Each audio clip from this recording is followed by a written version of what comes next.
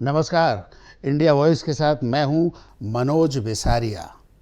आज चर्चा करेंगे देश के एक ऐसे महान संत की जो जेल में होते हुए भी जब इच्छा हो अपने भक्तों को दर्शन देने बाहर आ जाते हैं।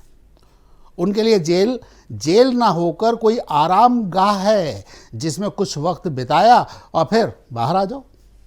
ये प्रातः स्मरणीय महान संत हैं डेरा सच्चा सौदा प्रमुख बाबा गुरमीत राम रहीम, जिन्होंने कुछ नहीं किया, केवल 2 साध्वियों से दुष्कर्म किया था, एक पत्रकार की हत्या करवाई थी और अपने ही डेरा मैनेजर को ऊपर भगवान से मिलने भेज दिया।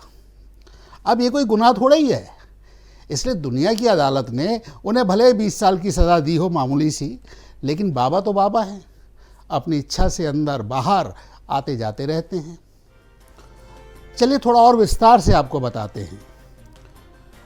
साल 2002 में एक महिला ने एक पत्र लिखा।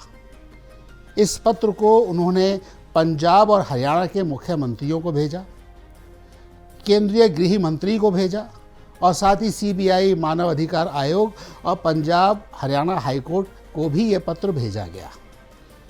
इस पत्र में डेरा सच्चा सौदा के बाबा गुरमीत राम रहीम के बारे में शिकायत की गई थी, या कहिए उनका चिट्ठा खोला गया था।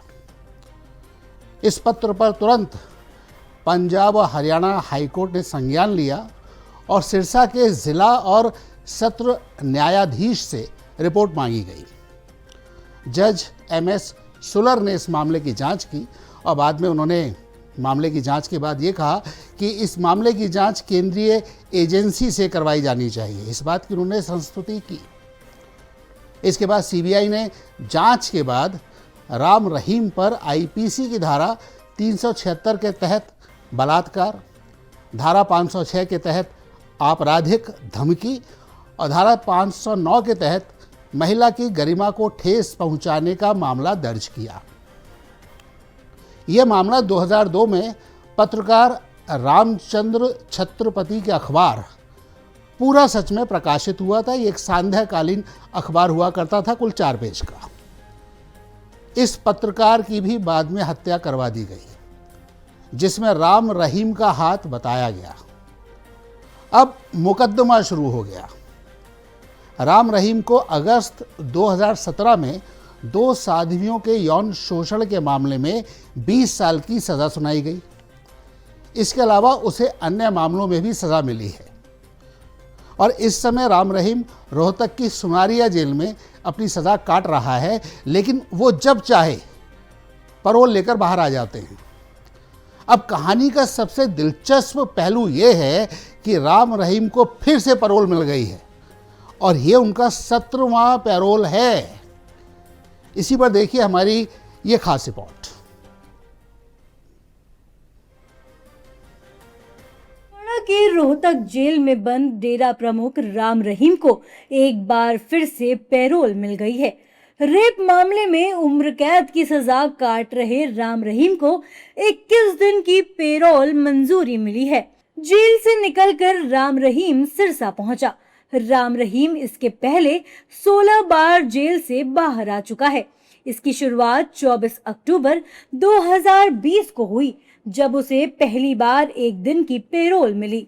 राम रहीम को सजा मिलने के बाद से लगातार पैरोल और फरलो मिलने का सिलसिला जारी है। वहीं गुरमीत राम रहीम को बार बार पैरोल मिलने को लेकर लगातार सवाल उठ रहे हैं। पत्रकार रामचंद्र छत्रपति के बेटे अंशुल छत्रपति ने पैरोल मिलने पर राज्य सरकार और न्याय व्यवस्था पर सवाल खड़े किए हैं। देखिए, ये जो पैरोल और फरलो पर रिहाई है गुरमीत राम रहीम की, ये कहीं ना कहीं हर बार का जो सवाल है, ये हमारे सिस्टम के मुंह पर एक बड़ा तमाचा है। और मैं ये कहूँगा कि जिस तरीके से हमारी सरकारी मशीनरी इसको बार बार बाहर ला करके इसको फ़ायदा पहुँचा रही है, रिहा कर रही है, तो कहीं ना कहीं ये हमारे सिस्टम पर बड़ा सवालिया निशान है। ऐसे व्यक्ति के लिए जिस तरीके से बार बार छूट दे करके उसको बाहर लाया जा रहा है, तो कहीं ना कहीं ये हमारे सिस्टम पर सवालिया निशान है। तो सवाल पूछा जाना चाहिए हमारे इस सरकारी तंत्र से। विपक्षी दलों और कई सामाजिक संगठनों ने पहले भी इस पर आपत्ति जताई है। विपक्षी दलों के नेताओं का कहना है कि ऐसे व्यक्ति पर जब आरोप सिद्ध हो चुका है तो बीजेपी सरकार राम रहीम पर इतनी मेहरबान क्यों है। एक बलात्कारी है राम रहीम, जिसको 17वीं बार पैरोल दे दी है और सेंटर सरकार को वोटां चाहिए, हरियाणा को वोटां चाहिए। अब देखना जब पंजाब में 27 की इलेक्शन आएगी तब उसको सिक्योर करके यहाँ लागे वाले डेरे ले आके आएंगे। सो हिंदुस्तान में वोटों की बात चलती है, कदरों की तो कोई बात नहीं है, ना कोई कुर्बानी की बात है, ना कोई शहीदी की बात है। उनको लगातार पैरोल दे दी जाती है। हरियाणा की सरकार इस पे चुप्पी बांध कर क्यों बैठी है? ये किस तरीके का पनिशमेंट वो झेल रहे हैं, जहाँ पे आधे से ज्यादा टाइम तो वो बाहर रहते हैं। आज एक मुख्य आरोपी थे एक रेप केस में, उनका कन्विक्शन हुआ है। मैं तो कहती हूँ अगर इतना ही प्रेम है तो आप उनको कह दीजिए कि सरकार उनको पार्डन करती है, उनको जेल से निकाल दे। हिंदुस्तान च पता नहीं ये दूरा पैमाना ਜਾਂ ਕਿਉਂ ਚੱਲ ਰਿਹਾ ਹੈਗਾ। ਆਪਾਂ ਸਾਰੇ ਇਸ ਗੱਲ ਤੇ ਚਿੰਤਾ ਕਰਦੇ ਆ, ਪੰਜਾਬ ਵਾਲੇ ਲੋਕ ਵੀ, ਕਿਉਂਕਿ ਕਿਸੇ ਦਾ ਕੋਈ ਗੁਨਾਹ ਹੈ, ਉਸਨੇ ਉਹਨੂੰ ਭੁਗਤ ਲਿਆ, ਟਾਈਮ ਪੂਰਾ ਹੋ ਗਿਆ, ਅਦਾਲਤ ਨੇ ਉਹਨੂੰ ਸਜ਼ਾ ਦੇਤੀ ਹੈ, ਉਹ ਪੂਰੀ ਹੋ ਗਈ। ਉਸ ਤੋਂ ਬਾਅਦ ਜਿਵੇਂ ਹੁਣ ਬੰਦੀ ਸਿੰਘਾਂ ਵਾਲਾ ਹੋ ਗਿਆ ਜਾਂ ਕੋਈ, ਉਹਨਾਂ ਤੇ ਪਤਾ ਨਹੀਂ ਕੀ ਗੱਲ ਹੈ, ਤੇ ਦੂਸਰੇ ਪਾਸੇ ਜਲਦੀ ਹੋ ਜਾਂਦੀ ਹੈ। ਇਸ ਗੱਲ ਦਾ ਲੋਕਾਂ 'ਚ ਥੋੜਾ ਜਿਹਾ ਇਹ ਤਾਂ ਗਿਣਿਆ ਜਾਂਦਾ ਵੀ ਸਾਡੇ ਨਾਲ दूरे मापदंड बरते जाते। भारतीय जनता पार्टी अपने तरह की सियासत चाहती है और इस तरह के लोग जो कन्विक्ट भी होते हैं और जिनका पूरा इतिहास समाज के सामने है, तो यह इशू वो अपने पक्ष में कर ले, क्योंकि उनको लगता है कि उनके फॉलोअर बहुत ज़्यादा हैं। हालत तो हर जगह ख़राब है ही। भारतीय जनता पार्टी का जो समर्थक समूह है उसमें लगातार गिरावट हो रहा है, तो वो इस तरह का प्रकरण करती है, करवाती है, प्रयास करती है कि वो फिर से इनके लिए कोई बयान दे दे। यही कारण, और कोई कारण तो लगता नहीं। हालांकि विपक्ष द्वारा लगातार सवालों पर सफाई दी है। बीजेपी ने कहा है कि ये संवैधानिक प्रक्रिया है, इस पर राजनीति नहीं होनी चाहिए। देखिए, ये न्यायिक प्रक्रिया है, वो इसमें जब कभी भी कोई न्यायालय संतुष्ट होता है तो पैरोल देने का काम किसी ऐसी परिस्थितियां होती हैं जिसमें कोई भी अभियुक्त या कोई भी बंदी अगर पैरोल की मांग करता है तो न्यायालय उस पर विचार करके निर्णय करता है। ये कोई राजनीतिक चर्चा के विषय नहीं है और न इस पर कोई बात, ये न्यायालय का निर्णय है और उसका स्वीकार्य है। बता दें कि राम रहीम को डेरे की 2 साध्वियों के यौन शोषण मामले में पंचकुला की सीबीआई कोर्ट ने अगस्त 2017 में डेरा प्रमुख को दोषी करार दिया था। उसे 10-10 साल की सजा सुनाई थी और साथ ही डेरा मुखी पर 30,20,000 रुपए का जुर्माना भी लगा दिया था। पहले मामले में 10 वर्ष की सजा पूरी होने के बाद दूसरे मामले में 10 वर्ष की सजा शुरू होनी है। सजा को डेरा मुखी। आज इसी विषय पर चर्चा के लिए हमारे साथ हैं अधिवक्ता और राजनीतिक विश्लेषक हेमंत गुप्ता और वरिष्ठ पत्रकार अनिल शाही। आप दोनों का स्वागत है, अनिल शाही जी, हेमंत गुप्ता जी। अनिल शाही जी, सबसे पहले आपसे प्रश्न जानना चाहता हूं, इसका उत्तर, कि राम रहीम पर सरकार इतनी मेहरबान क्यों है? देखिए मनोज जी, मैं एक बात बताऊं, बड़ा ये संयोग कहें या क्या कह सकते हैं कि 25 अगस्त 2017 को रिहाई को लेकर जिस तरह का बवाल और तांडव मचा था पंचकुला कोर्ट के डिसीजन के बाद, जब दोष सिद्ध हुआ था, और संयोग बस फिर रिहाई जो है 17वीं बार उसी 25 अगस्त को हो रही है। और ये भी संयोग है कि यह चुनावों का दौर रहा है। जब भी चुनाव होते हैं उसी समय पैरोल मिलती है और उसके अलावा भी मिलती रही है। 2020 से जो क्रम शुरू हुआ, 2020 में 2 बार मिली, 21 में 3 बार मिली, 22 में 3 बार मिली, फिर 23 में 3 बार, 24 में 3 बार, अब ये 26 में फिर से पैरोल मिली है और फिर चुनाव है। कारण उसका यही है, इसके पीछे जो भी आरोप हैं, अभी वहीं पंजाब के होशियारपुर के जिम्पा जो विधायक हैं, उन्होंने भी ये बात कही है कि समझ में नहीं आता ये न्याय व्यवस्था के साथ मजाक है कि क्या है। और अभी आपने दिखाया भी, विभिन्न दलों के नेताओं ने भी ये आरोप लगाया है कि ये राजनीति से प्रेरित होकर दिया गया पैरोल है। समझ में नहीं आता कि 20 साल की सजा और इतने जघन्य अपराध, यौन शोषण के अलावा हत्या के भी मामले हैं। हालांकि एक हत्या के मामले में वो बरी हो गए थे कोर्ट से, लेकिन फिर भी उनके ऊपर इतने मुकदमे हैं, फिर उनके ऊपर इतनी रहम क्यों दिखाई जाती है? माननीय कोर्ट पर टिप्पणी करना वाजिब नहीं, लेकिन कहीं ना कहीं ये राजनीति से प्रेरित लगता है। हेमंत जी चूंकि कानून के भी जानकार हैं, वो इस विषय में जी ज्यादा हाँ, जानकारी मैं दे पाएंगे। अगला प्रश्न हेमंत जी से ही पूछ रहा हूँ। हेमंत जी, आप वरिष्ठ अधिवक्ता हैं, तो मैं चाहता हूँ कि आप हमारे दर्शकों को बताएं कि पैरोल लेने का तरीका क्या होता है। जी देखिए, पहले तो ये समझ लीजिए कि पैरोल जो है और फरोल दो चीजें हैं, इसको समझने की जरूरत है। तो जो पैटर्न है इसका, वो उसको समझने की जरूरत होती है। 1 वर्ष जिसको कहते हैं, किसी भी कैदी को अधिकतम 70 दिनों का पैरोल मिल सकता है जी और 21 दिनों की फरोल दी जाती है। ठीक है। राम रहीम सिंह जो हैं, हर साल इस कोटे का पूरा इस्तेमाल कर रहे हैं। अब ये इस्तेमाल हो क्यों रहा है, इसके पीछे का जो कानूनी लू फॉल्स है, उसका बेनिफिट कैसे अपराधी उठाते हैं, इसको समझने की जरूरत है। जी जिसपे देश में कई बार इसमें, जिसको अभी बीएनएस और बीएनएसएस बन रही, जो हमारे देश में बनी है, वो इसी को लेकर है। लेकिन जो कानून बने हुए थे, जिसका फायदा ये उठा रहे हैं, हरियाणा गुड कंडक्ट प्रिजनर, जिसको कहते हैं टेम्पोररी रिलीज एक्ट 2022 है, ये मेन रीजन है इसका।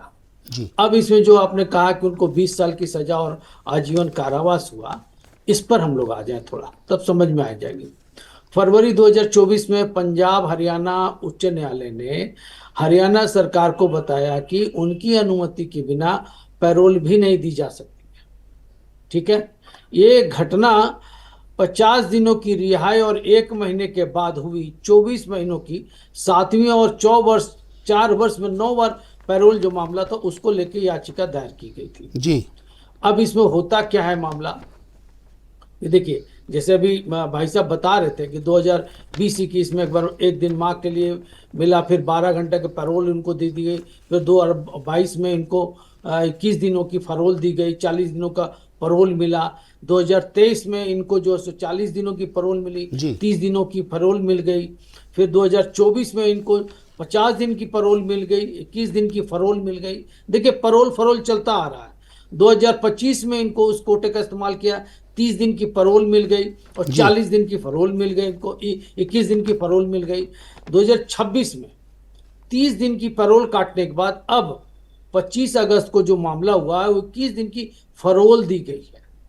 अब इस पर टाइमिंग और जो विवाद जो है, उस पर अदालत क्या कहती है जी अभी अदालत का अगर रुख देखेंगे तब आपको समझ में आएगी। जी अदालत का रुख था कि पंजाब हरियाणा हाईकोर्ट जो थे, उन्होंने पूर्व हरियाणा सरकार को बिना अदालत के अनुमति नहीं दी कि पैरोल दीजिए। जी लेकिन 25 फरवरी 2025 को सुप्रीम कोर्ट ने राम रहीम की बार बार होने वाली अस्थाई जो पैरोल है, उस जन याचिका को यानी PIL को यह कह करके खारिज कर दिया गया, जो अभी कई लोग स्टेटमेंट जो दे रहे थे उसको, कि भाई किसी व्यापक सार्वजनिक हित के बजाय एक व्यक्ति को केंद्रित करके जो केस दायर की गई थी, पब्लिक इंटरेस्ट लिटिगेशन, सरकार हमेशा का यह पक्ष रहा है कि यह पूरी प्रक्रिया जेल मैनुअल और कैदी के अच्छे आचरण के नियमों के दायरे में। हेमंत जी, ये बताइए, संक्षेप में मैं जवाब चाहूंगा कि आपको लगता है कि वर्तमान पैरोल व्यवस्था में किसी तरह की सुधार की आवश्यकता है?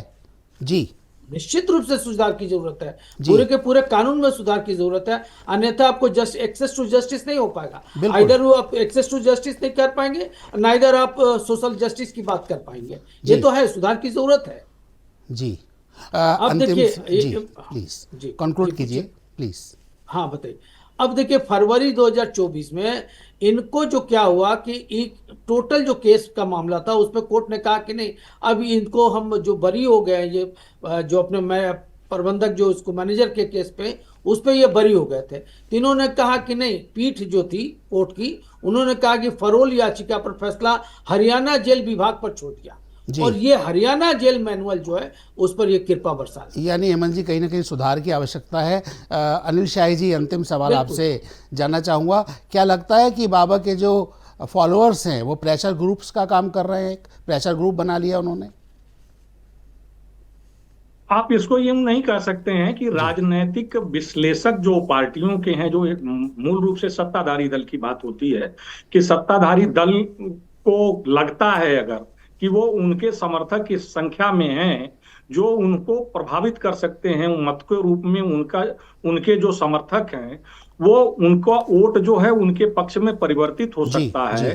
तो जो अभियोजन पक्ष हमेशा सरकारी वकील हुआ करते हैं और वो उनका दायित्व तो जनता के प्रति होता है, लेकिन वो जवाबदेह सरकार के प्रति हो जाते हैं। वो ऐसी दलील पेश करते हैं या अभियुक्त के पक्ष द्वारा शाही जी कहीं ना कहीं मेहरबानी तो है, उसका काउंटर नहीं करते समय हैं। की कमी। अनिल शाही जी आपका भी और हेमंत गुप्ता जी आपका भी इस चर्चा में भाग लेने के लिए बहुत बहुत धन्यवाद।